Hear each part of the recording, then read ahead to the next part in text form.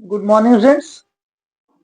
इससे पहले motion chapter से और ग्राफिकल पे कई क्वेश्चंस कर चुके हैं, कई वीडियोस और 2 वीडियोस हो चुकी हैं और एक और सोच रहा हूँ फाइनल बाइंड अप हो जाए इसका, जिसमें कि मोशन से रिलेटेड कुछ और भी क्वेश्चंस आ जाएंगे। तो चलिए, इसके पहले जो ग्राफिकल पार्ट था उसी का ये पार्ट बचा हुआ है कुछ, लेकिन इसमें ग्राफ नहीं होंगे, ग्राफ से इतर कुछ न्यूमेरिकल प्रॉब्लम्स हो जाएंगी। तो देखते हैं हम लोग इसमें। क्वेश्चन कह रहा है a ball is thrown vertically upwards with a velocity of 20 metre पर second. How high does it rise? कितनी ऊंचाई तक जाएगा? बी कह रहा है how long does it take to reach its higher points highest point. C how long does the ball take to hit the ground after it reaches the highest point and what is its velocity when it returns to the level from which it started, जहां से वो start हुई थी। यहाँ पर एक चीज और आप लोगों के पास मिलना चाहिए, दिख नहीं रहा है, और वो जी लिख लीजिए। जी का जो वैल्यू होगा, जी इक्वल टू 10 मीटर पर सेकंड स्क्वायर। तो इमेजिन करिए ये बॉडी है ऐसी भाई, ये यहां से फेंकी जा रही है।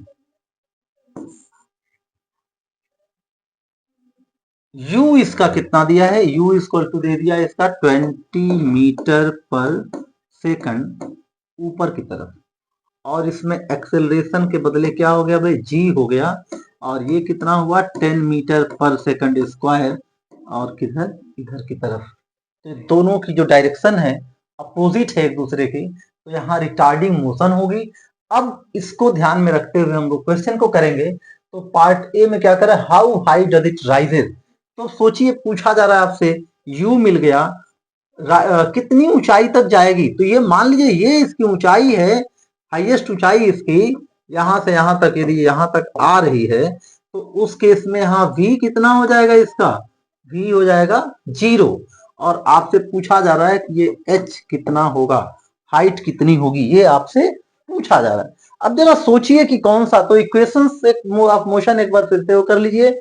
इक्वेशंस ऑफ मोशन क्या थे भाई? v equal to u plus a t, s equal to क्या था? U t minus half a t plus half a t square, and v square equal to u square plus 2a yes. Retardation में यही सब minus लग जाएगा, और इसी के बदले जब वो इक्वेशन हम लोग मोशन में चलते हैं, motion under the effect of gravity की बात करते हैं, तो यहाँ पे आ जाता है v equal to u plus g t, v s के बदले h हो जाएगा, h equal to u t plus half g t square, and v square equal to u square plus 2gh। Minus हो जाएगा सब जगह जब यहाँ पे, क्योंकि ऊपर की तरफ जा रही है। तो अब इसमें से कौन से इक्वेशन को यूज करेंगे? यहाँ दोनों सब जगह प्लस माइनस को यूज कर लीजिए, ताकि आप अपने कॉमन सेंस का इस्तेमाल करिए, कहां पे प्लस यूज करेंगे, कहां पर माइनस यूज करेंगे। तो यहाँ पे माइनस, क्योंकि यहाँ पे मैं दिखा चुका हूं एक्सेलरेशन इधर की तरफ है, रिटार्डेशन प्रोड्यूस करेगा ग्रेविटेशनल एक्सेलरेशन, और वेलोसिटी ऊपर की तरफ है। तो यहाँ पर क्या हम करें, हम लोग क्या निकालना है? कौन सा इक्वेशन है जिसमें ये चारों चीजें हैं? v a u और h, v a u और h। यस, टाइम वाला नहीं है तो इसको इस्तेमाल करिए आप लोग। तो ये हो जाएगा v square equal to u square minus 2gh। इसका वैल्यू हो गया 0, u का वैल्यू था 20 स्क्वायर माइनस 2, g का वैल्यू 10 है, और ये h है। दिस इंप्लाइज दैट 20h इधर लेके आइए, माइनस इधर आ गया, और ये 20 का स्क्वायर कितना हो गया भाई? 400 हो गया। तो h इक्वल टू 400 बाई 20, और ऑफ कोर्स सारे यूनिट एसआई में है यहाँ पर, तो यूनिट के लिए नहीं वो सोचना है। ये हो गया, सॉरी ये कितना हो गया भाई? ये हो गया आपका 20 मीटर, इतनी ऊंचाई तक वो जाएगी।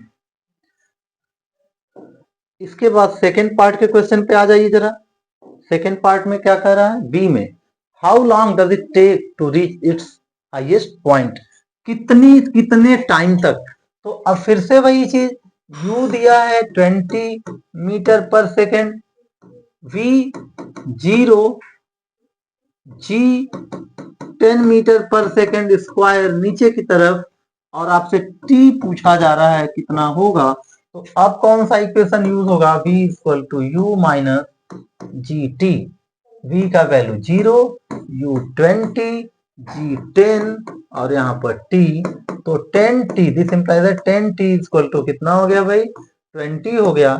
t equal to 20/10 equal to 2 second.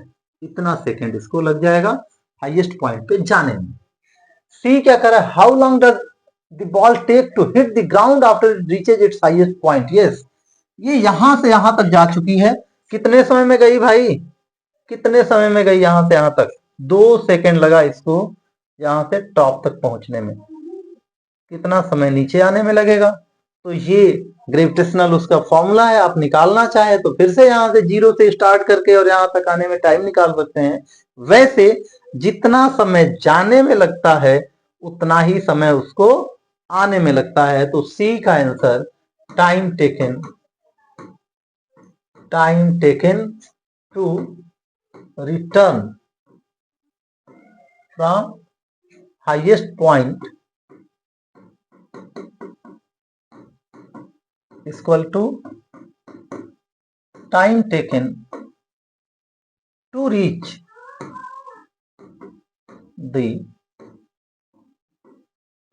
Highest point. This equal to हो गया कितना भाई, 2 सेकंड हो गया।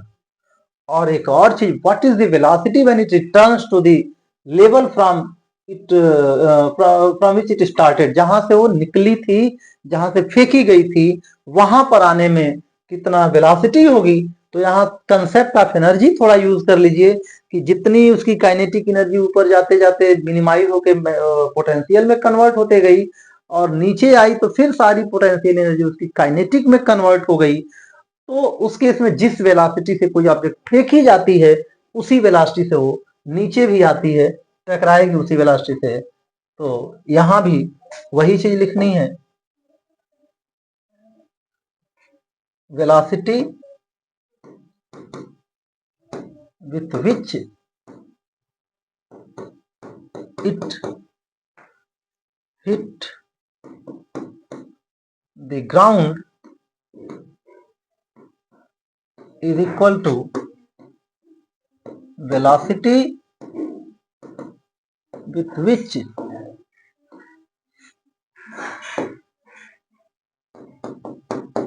it was thrown, जिस वेलोसिटी से फेंकी गई थी।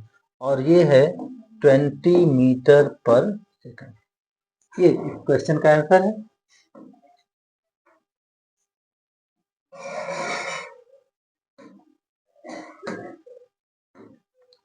अगले क्वेश्चन पे आते हैं, क्या कर रहा है, a ball is thrown vertically upwards with an initial velocity of 8 meter per second. What will be the velocity of the ball when it returns to its starting point? Same अभी इसके पहले एक क्वेश्चन आया था। तो जिस velocity से फेंकी गई है, it will hit the ground with the same velocity. तो ए का आंसर यहाँ पे, और अभी जस्ट इससे पहले सेम क्वेश्चन किया गया था। तो ये वेलोसिटी इसकी हो गई v इक्वल टू कितनी हो गई भाई, वही 8 मीटर पर second. And how long will the ball take to reach its starting point. यहाँ पे ध्यान देना होगा, कहाँ पहुंचना है, हाईएस्ट पॉइंट पे नहीं। ध्यान दीजिए, यही मिस्टेक होने की। How long will it take, will the ball take to reach, कहां पर भाई, स्टार्टिंग पॉइंट पे। तो इसका अप डाउन, या तो उस फॉर्मूले को यूज कीजिए, या दो चीजें तरह से निकाल सकते हैं। या तो ये निकालें कि ऊपर जाने में कितना समय लगा, और यहां पर भी दिया नहीं है, जी का वैल्यू यहां भी आप रख लीजिए 10 मीटर पर सेकंड, इस तरह से पर सेकंड स्क्वायर। 9.8 भी रख सकते थे, नहीं चलिए ठीक है, जो दिया नहीं है तो अपने मर्जी से। आगे आगे देखते हैं हम इसमें। तो मैं बता रहा था कि दो तरह से, या तो आप हाईएस्ट पॉइंट पे जाने का इसका टाइम निकालिए कि हाईएस्ट पॉइंट पे कितना जाने में इसको कितना समय लगा, हाईएस्ट पॉइंट पे जाने में कितना समय लगा, और उसका डबल करिए, या सीधे एक और फॉर्मूला आप यूज कर सकते हैं।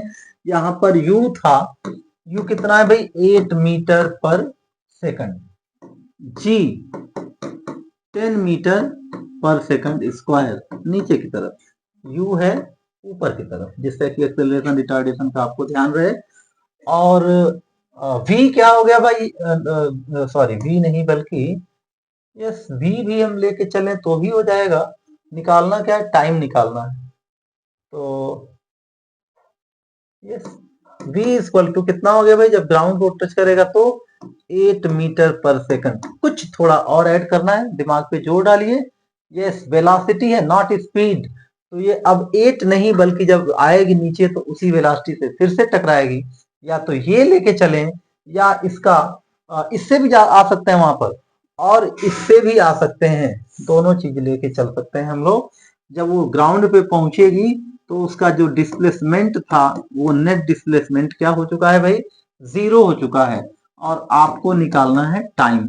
हम दोनों से करके देख रहे हैं कि दोनों से देखिए यहां पर v equal to u minus g t, ये हो गया -8, ये हो गया 8, और ये minus g that is 10 into क्या t. This implies that 10t is equal to 8 plus 8 16, t is equal to 16 by 10 is equal to 1.6 second, ये हो गया। और आप इस वाले से भी निकाल सकते हैं, h is equal to क्या फॉर्मूला है भाई, ut minus half g t square. तो ये था 8 इंटू, लेकिन ये कॉम्प्लिकेटेड होगा क्योंकि स्क्वायर वाला आएगा, तो थोड़ा सा उसको क्वाड्रेटिक इक्वेशन को सॉल्व करेंगे ऐसा पॉइंट निकालने में। तो h का वैल्यू तो हो गया क्या 0, u that is 8 into T minus half g that is 10 into t square, 8 है भाई 8t है, और ये हो गया यहाँ पर टी स्क्वायर, ये 5t हो गया 5, दैट इज कितना आ गया भाई 0 equal to 8 minus 8t minus 5t square. This implies that 5t square minus 8t equal to 0, t को कॉमन लीजिए तो 5t minus 8 equal to 0। This implies that either t is equal to 0 or 5t minus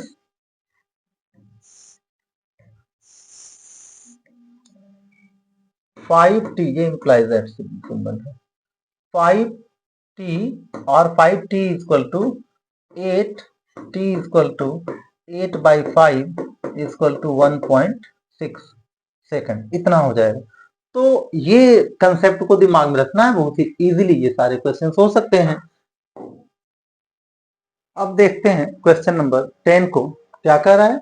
on the moon an object is dropped from a height of 83.5 metre, the acceleration due to gravity on the moon is 1.67 metre per second, determine the time it takes for the object to fall to the surface of moon. तो बस भाई अर्थ के बजाय moon पे चले जाइए।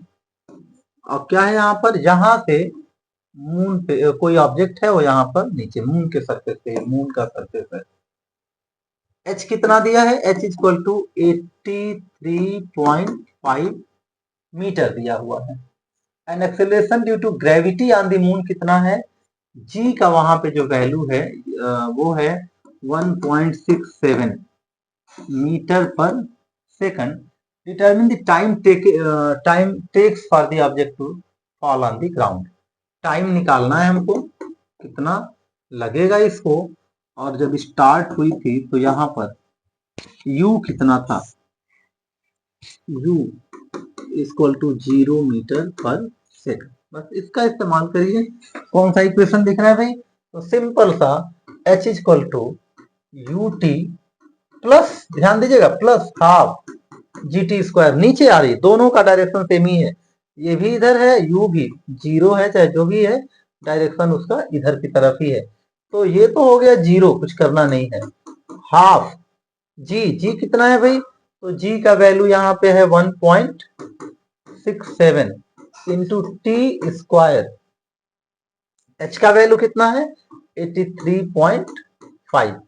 This implies that 83.5 equal to 1.67 t square by 2। को उधर ले जाइए, दैट इज टी स्क्वायर का जो वैल्यू हो गया, टी स्क्वायर यहाँ से कितना हो रहा है भाई, टी स्क्वायर यहाँ से हो रहा है t square is equal to 83.5 into 2 divided by 1.67। तो अब इसको इंटू करिए, 2 5 जा 10, 1 2 3 जा 6 1 7 एंड 2 8 जा 16, डेसिमल 1 प्लेस पे जहां पर, और डिवाइडेड बाई 1.67।